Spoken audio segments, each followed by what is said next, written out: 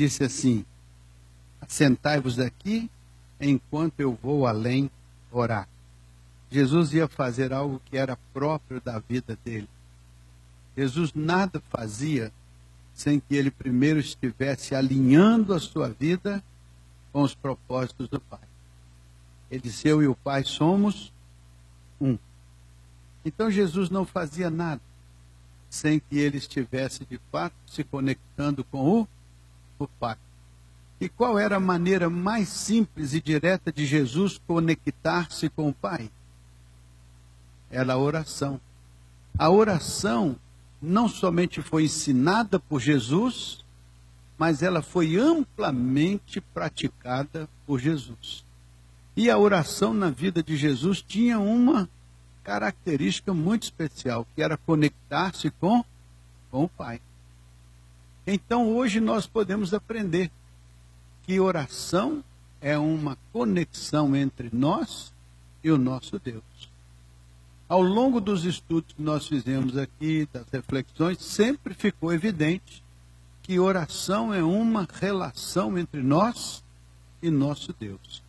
Portanto, oração não é alguma coisa banal, não é alguma coisa que seja um hábito ou um costume de fazer porque tem que constar na programação. Não é isso não. Oração é quando nós entendemos que este é o caminho para que nós possamos abrir o nosso coração e falar com o nosso Pai. E como é que o nosso Pai fala conosco? Mediante a palavra. Se pela oração nós falamos com o Pai, pela palavra o Pai fala conosco. Então estabelece-se um diálogo. Nós falamos com o Pai fala conosco. E quem é que lidera estes dois elementos? O Espírito Santo. Porque o Espírito Santo nos guia em toda a verdade, sendo a palavra de Deus a verdade. Então o Espírito Santo usa a palavra de Deus para nos conduzir em toda a verdade. O Espírito Santo tem uma ferramenta nas mãos, que é a palavra. Por isso que o salmista vai sempre dizer que nós devemos entender a palavra como os estatutos, as leis, os princípios, os ensinamentos, a disciplina, né, do Senhor. E a Bíblia chega a dizer que a palavra é como uma luz para o nosso caminho, é como uma lanterna que ilumina o nosso caminho. É boa para dar entendimento, é boa para esclarecer. E é essa palavra que o Espírito Santo usa para trazer até nós as suas instruções. Porque a Bíblia, a palavra, a letra, é morta. Quem é que vivifica a letra nos nossos corações? É o Espírito. Então a palavra por palavra, ela é um livro. Mas quando o Espírito Santo pega esta palavra e aplica esta palavra ao nosso entendimento e ao nosso coração, ela se torna viva, palavra viva, palavra de Deus. Então a fé vem pelo ouvir. E ouvir o quê? A palavra de Deus. O Espírito Santo usa essa palavra para nos convencer do pecado, do juízo e da justiça. Então essa palavra em si mesma não teria o poder de convencimento que o Espírito Santo tem ao usá-la, aplicando-a ao nosso coração. Por isso que nós temos consciência de pecado. Senão nós teríamos apenas o remorso de ter feito alguma coisa, ou sentir que o nosso comportamento foi inadequado. Mas quando essa palavra é usada pelo Espírito Santo entra, ela faz a gente ter consciência de Deus. Eu pequei contra Deus. Foi isso que aconteceu com o filho pródigo. Quando ele estava lá distante, quando ele caiu em si, a primeira coisa que ele disse: eu voltarei e direi ao meu pai: Pai, eu pequei contra o céu e perante ti.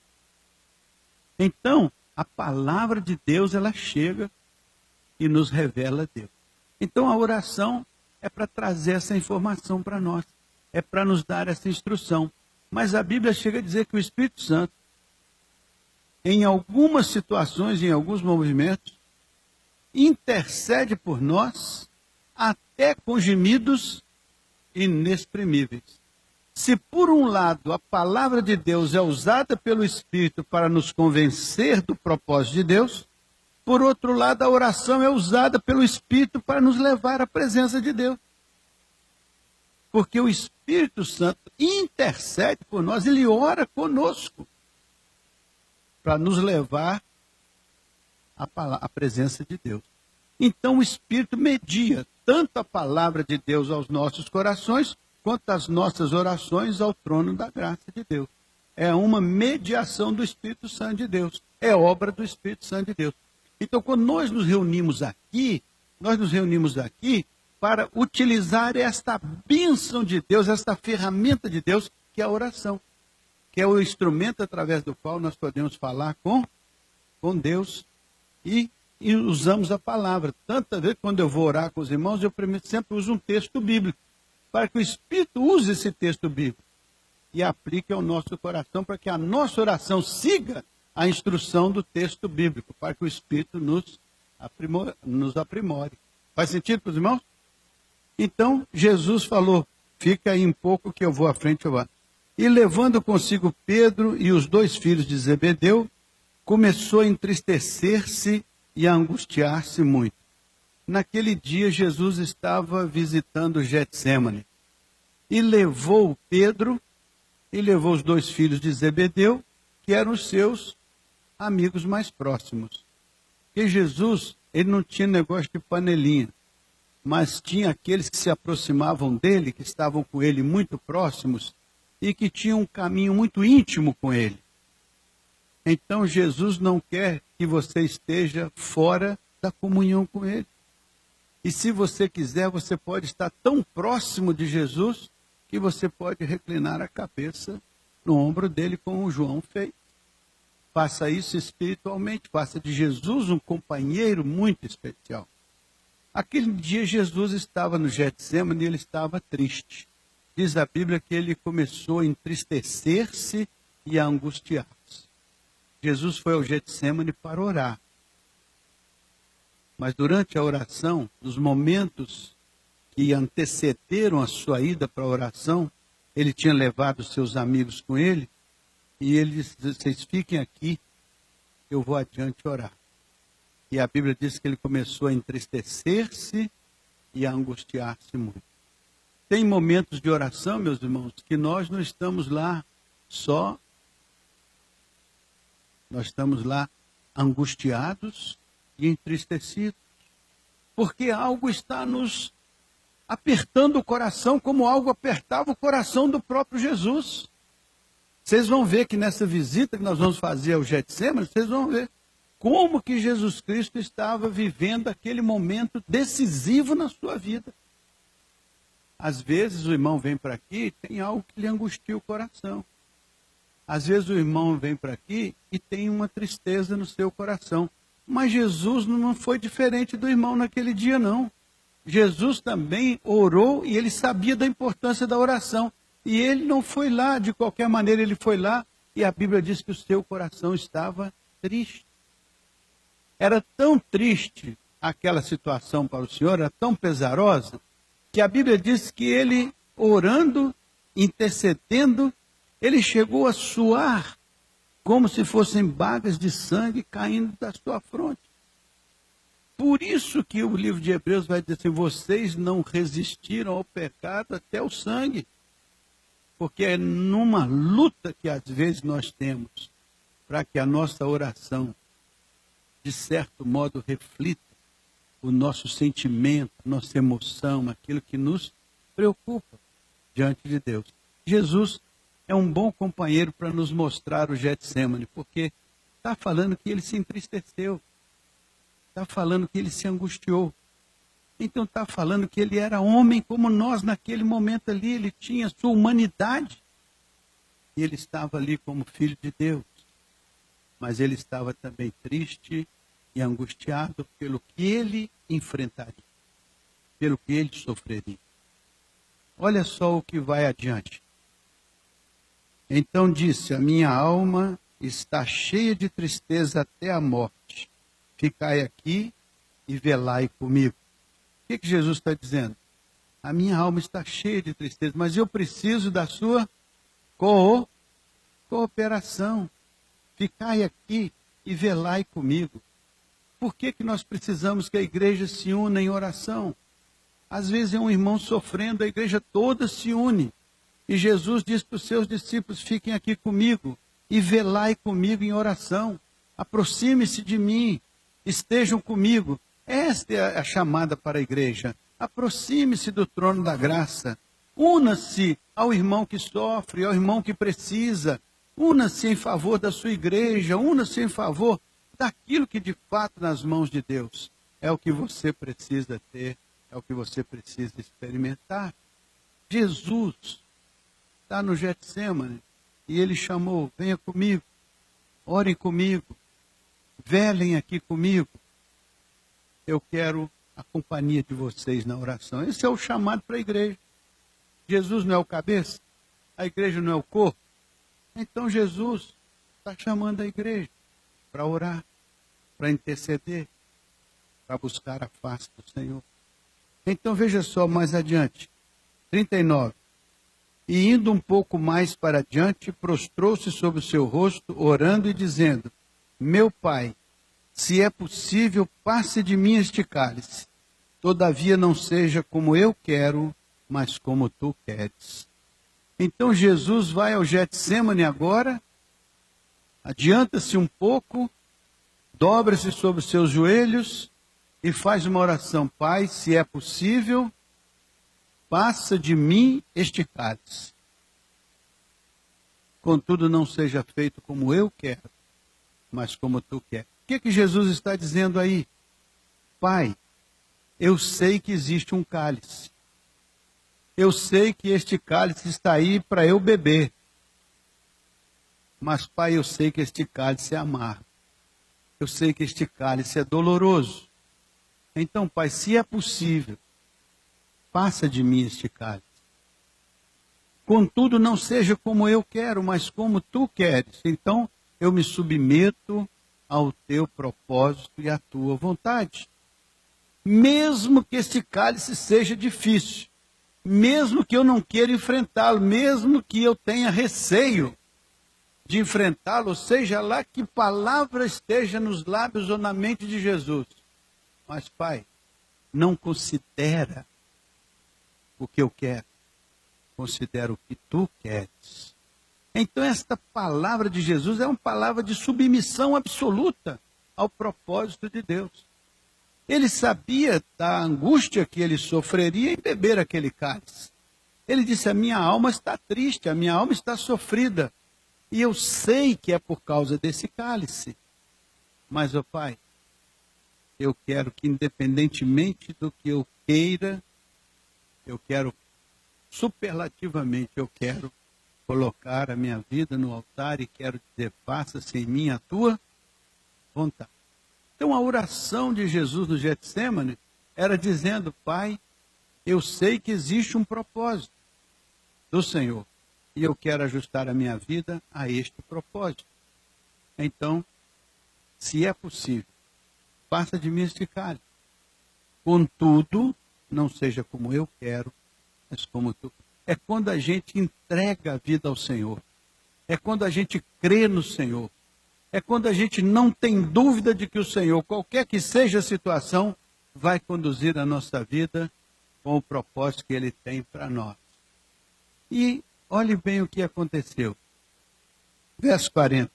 Voltando para os seus discípulos, achou-os adormecidos e disse a Pedro, então, nenhuma hora pudestes velar comigo? Nosso culto aqui de quarta-feira é 1 hora, né? Então, Jesus nessa caminhada, nos levando ao Getsêmani, ele vai perguntar, puxa, nem 1 hora a igreja pôde orar comigo? Nem 1 hora. O que aconteceu? Eles dormiram, eles estavam com os olhos pesados. Então, essa palavra de Jesus também nos alerta. Se ele nos convidou para estar com ele, se ele convidou os seus discípulos, se ele valorizou tanto a oração que se ele estava numa batalha grande de oração, ele precisava dos seus companheiros. Ele queria a companhia dos seus discípulos. É como uma igreja. Nós queremos a companhia dos nossos irmãos. Precisamos disso. O Senhor quer isso, para que nós possamos estar diante dele. Então, cada vez mais temos que orar pelo despertamento das nossas igrejas, porque foi isso que Jesus pediu aos seus discípulos. 41. Vigiai e orai, para que não entreis em tentação. Na verdade, o espírito está pronto, mas a carne é fraca.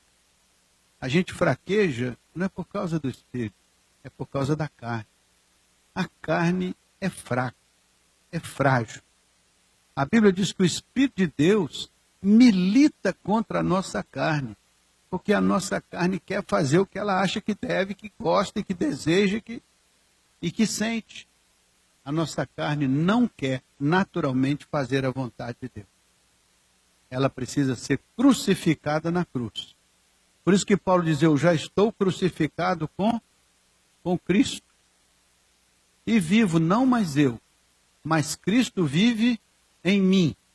E a vida que eu agora vivo na carne, eu a vivo na fé do Filho de Deus que me amou e por mim se entregou. Então esta vida na carne não agrada ao propósito de Deus. Por isso que ela tem que ser crucificada com Cristo na cruz. Cristo não foi crucificado? Ele foi crucificado por causa da carne.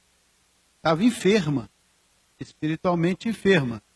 E ao ser crucificado na cruz, ele levou sobre si os nossos pecados. Então nós temos que acreditar que a crucificação de Cristo é verdadeira. E ela foi por nós. Então nós temos que levar o nosso pecado manifesto na nossa carne para colocá-lo no lugar em que ela deve estar, que é na cruz de Cristo. Porque estando crucificado na cruz, eu estou justificado dos meus pecados, porque Jesus levou sobre si os nossos pecados. Então, o que é a minha decisão para a salvação? É levar a minha carne e colocá-la com o Senhor na cruz e ganhar do Senhor a justificação, a salvação, porque eu a coloquei nas mãos do Senhor na cruz. E vivo a minha vida agora na fé do Filho de Deus que me amou e por mim se entregou.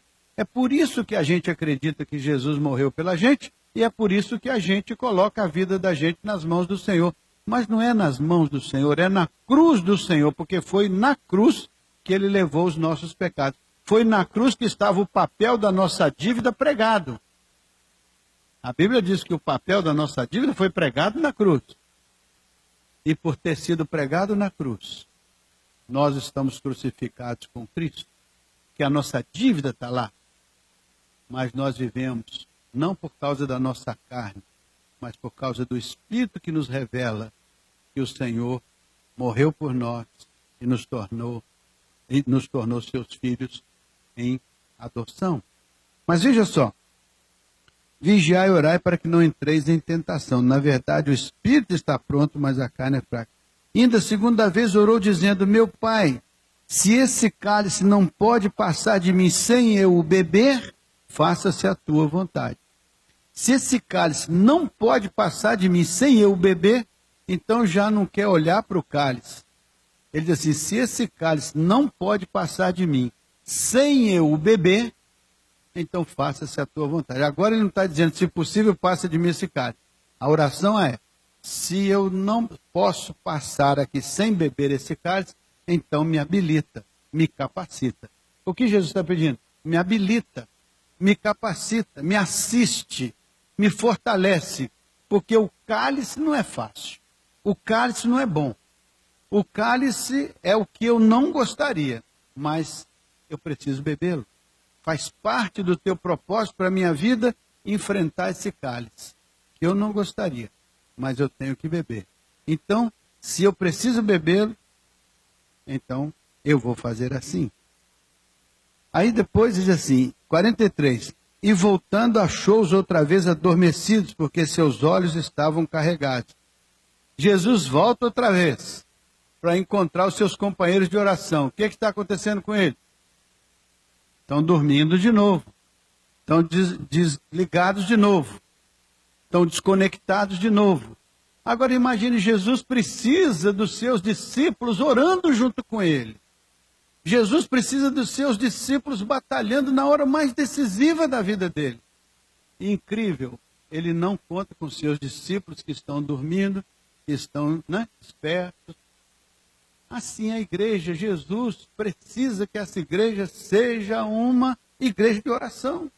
Ele nos convida para isso. Mas pode ser que nós estamos preocupados com isso, com aquilo outro.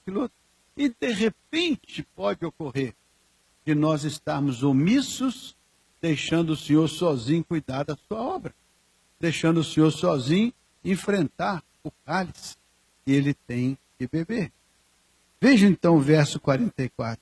E deixando-os de novo, foi orar pela terceira vez, dizendo as mesmas palavras. Olha só. Quantas vezes Jesus orou? 1, 2, 3. Isso significa que ele, sendo filho de Deus, que tinha todo o poder nos céus e na terra, tudo estava organizado para que Jesus Cristo fosse a manifestação de Deus entre nós. Mas ele orou 3 vezes, usando as mesmas palavras. O que significa isso? Não abandone a oração. Ore até o fim. Seja perseverante na oração. Porque se Jesus era filho de Deus e perseverou na oração, quanto mais nós, meus irmãos. Quanto mais nós. Nós oramos, já orei sobre isso. Sim, orou quantas vezes? 10, 20, 50. Jesus orou 3. E tem uma coisa importante. Deus não atendeu. Deus não passou o cálice. Então, se Jesus orou, sangrou de orar, dobrou-se ali, lutou, batalhou, e o Senhor disse, eu tenho um propósito diferente, que essa sua oração vai ficar em suspenso até depois da ressurreição. Não é isso? É muito importante você saber que nem toda oração sua vai ser respondida do jeito que você quer. Jesus não teve a oração respondida do jeito que ele queria. A oração foi respondida do jeito que Deus queria, porque tinha um propósito especial naquele cálice. Aquele cálice era de Jesus e de ninguém mais. Era só dele. E ele tinha que beber, não tinha jeito. Ele dependia da cooperação dos seus irmãos orando, mas a grande verdade é que aquele cálice era exclusivo de Jesus. Tem coisa que Deus reservou para a sua vida exclusivamente. Ninguém vai partilhar isso, porque é único, é seu. É o plano de Deus para a sua vida. É o propósito de Deus para a sua vida. É o que Deus escolheu para o seu caminho. É o que Deus estabeleceu para a sua jornada. Deus o chamou e lhe deu um projeto de vida, um propósito de vida. E você não pode se esquivar desse propósito. Porque o Senhor conta com você, e conta comigo e conta conosco. Assim como ele contou com seu filho amado. E graças a Deus porque Jesus não desviou o caminho. Graças a Deus porque Jesus não saiu do meio. Quando tudo terminou, ele diz, cumpra-se em mim a tua vontade. Então é esse tipo de oração que Deus espera encontrar no coração de cada crente. Não é aquela oração, Senhor, eu faço o que eu quero, do jeito que eu quero, na hora que eu quero.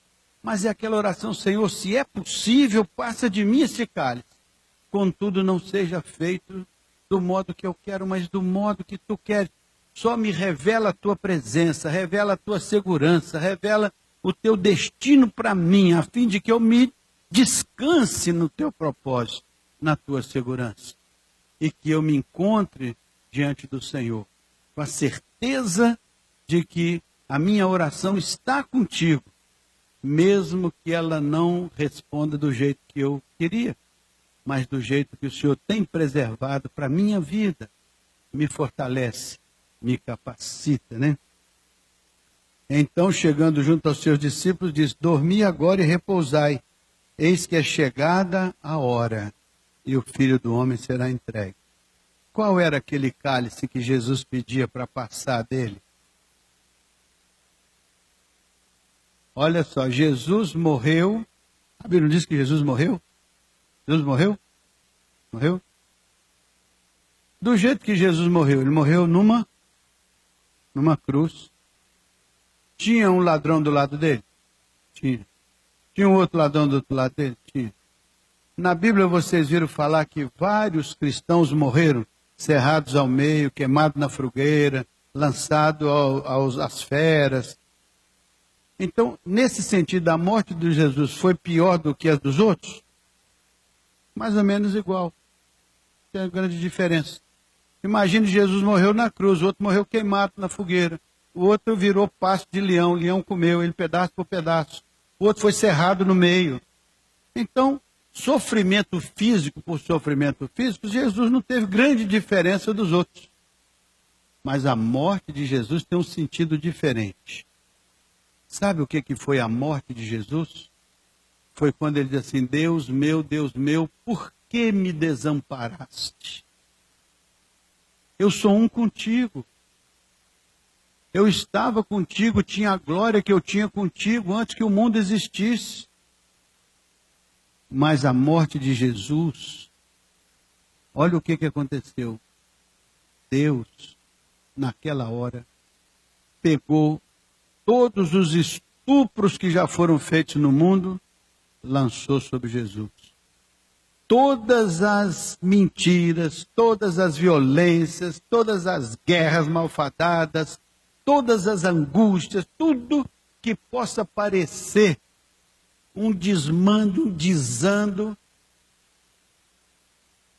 todo aquele roubo, toda aquela corrupção, toda aquela maldade, é como se o pai pegasse e lançasse em cima da cabeça de Jesus: meu filho, leve sobre si toda essa maldade humana. Agora imagine o sofrimento daquele que não praticou mal nenhum. Você nunca estuprou ninguém, está sendo condenado por estupro. Você nunca violentou ninguém, está sendo condenado por violência. E não tem quem possa te defender. E você vai acumulando pecado. Então é de 1, de 2, de 1 milhão, de 3 milhões, de 5 milhões, de 50 milhões. Pecado da humanidade toda em cima da sua cabeça. Você acha que aguentaria? De vergonha, de dor moral, dor espiritual. Este é que é o sofrimento de Jesus, levar sobre si a tremenda carga de pecados de toda a humanidade. E ele levou, e ele disse: Deus meu, por que me desamparaste? Por quê? Por que causa? Então esta é a causa. Deus amou o mundo, você, eu, todos aqueles que estupraram, todos aqueles que mentiram, todos aqueles que violentaram, todos. Pegou o pecado de todos, amou todos, pegou o pecado de todo mundo, fez um fecho e jogou na cabeça de Jesus e disse: agora, Cordeiro de Deus, leve sobre si o pecado do mundo. Eis aí o Cordeiro de Deus que tira o pecado do mundo. É isso que faz Jesus sofrer, é levar sobre si o pecado da humanidade. E quando ele diz esta coisa: Pai, por que me desamparaste? Ato contínuo, ele diz assim: Deus meu, tudo está consumado. Completei a obra que o Senhor me deu a fazer. Agora nas tuas mãos entrego o meu espírito e levo no meu corpo a morte. A carne morre, o homem morre, o ser aqui na cruz morre. Meu espírito está com o Senhor, mas eu levo na minha carne a morte. Por isso que eu estou crucificado com Cristo na minha carne. E o meu espírito clama por salvação. Por isso que o Senhor me liberta e me salva no meu espírito, porque a carne se deteriora e vai para o pó, porque é pó, mas o espírito vai para Deus, porque é de Deus, é criação de Deus. Se o meu espírito não encontra o caminho de Deus, ele vai para a condenação eterna, que não é o lugar que Deus quer para ele. Porque o que Deus quer para ele é dar aquela frase: vinde benditos do meu Pai, para o reino que vos está preparado desde antes da fundação do mundo. A nossa promessa é promessa de salvação, é promessa de redenção. Se não entendermos isso, nos perdemos no caminho da fé. Se não entendermos isso, nos perdemos da graça de Deus, do cuidado de Deus, da salvação de Deus, e logo a morte de Jesus foi em vão para nós. Como Paulo disse, se eu não tiver essa expectativa do céu, a morte de Cristo foi vã para mim. Faz sentido, meus irmãos? Então, Jesus estava ali orando. Por quê? Porque ele valorizou a oração. E foi a oração que lhe capacitou sofrer tudo isso e poder ajustar-se com o Pai. Então, meus irmãos, nós temos que orar. Não tem outro caminho. É oração, oração e oração. Jesus orou 3 vezes. Vamos orar pelo menos 3 vezes, né? Daniel orava 3 vezes, de manhã, de tarde, de noite. Todo dia, todo dia. Então nós temos que fazer a mesma coisa. Então, visitando o Getsemane, o que você aprendeu ali? Como é que foi sua viagem ao Getsemane hoje? Como é que foi sua visita? Como é que você se viu ali no Getsemane? Se você fosse um dos convidados de Jesus para orar com ele, como é que teria sido?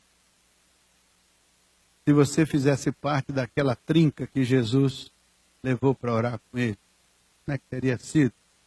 Ele poderia ter contado com você, poderia ter contado com a sua cooperação, participação. É importante isso, porque o Getsemane foi um lugar onde Jesus mostrou que as batalhas da vida são lutadas em oração. E pode ser que a vitória que nós queremos não seja naquela hora, nem seja daquele jeito. Mas quando Jesus morreu, a Bíblia diz que ele foi sepultado. Mas ao 3º dia, a Bíblia disse que ele ressuscitou. E Jesus diz assim: eu tenho poder para dar a minha vida e tenho poder para tornar a tomá-la. Então esta é a capacidade que Jesus tem de dar a sua vida, mas de tornar a tomá-la para glorificar o nome do Senhor. Então, quando Jesus ressuscita, ele bebeu o cálice, transformou o cálice da morte em o cálice da nova aliança. Olha que coisa linda. E é esse cálice que ele nos convida a tomar com ele. Mas tomando esse cálice, muitas vezes, nós vamos fazer a mesma oração: Pai, se é possível, passa de mim este cálice ou aquele cálice, mas nunca passe de mim o cálice da nova aliança. Porque esta é a minha relação com o Senhor. Esta é a minha intimidade com o Senhor. Este é o meu caminho com o Senhor. Faz sentido, meus irmãos? Então vamos orar com esse sentimento, orar com essa compreensão, orar com essa convicção, orar com esse ensino bíblico. Jesus orou e sempre fez a seguinte declaração: Pai, se é possível, resolve essa situação, senão não seja como eu quero, mas como tu quer. Ou seja, uma completa submissão ao propósito de Deus. Ajustar a vida ao propósito de Deus. Seja para a alegria ou para a tristeza. Jesus naquele dia entristeceu-se muito. E acho que depois da ressurreição, em outras ocasiões, certamente Jesus se alegrou muito com os seus discípulos. Às vezes temos momentos difíceis. Às vezes temos momentos alegres. Mas não são os momentos difíceis ou alegres que definem a nossa vida com Deus. É a nossa submissão e a nossa obediência ao propósito de Deus. Pai, nas tuas mãos entrego o meu espírito. É essa entrega, qualquer que seja a situação que tenhamos que enfrentar. Faz sentido? Então vamos orar com essa visão, meus irmãos. Vamos nos multiplicar rapidamente em pequenos grupos, de 3 em 3, de 4 em 4, e vamos orar por aqueles pedidos que os irmãos trouxeram de casa, pela nossa igreja, pela nossa santificação como corpo de Cristo, pela nossa preparação para estarmos aqui como pessoas que são chamadas por Deus para ajudar na oração,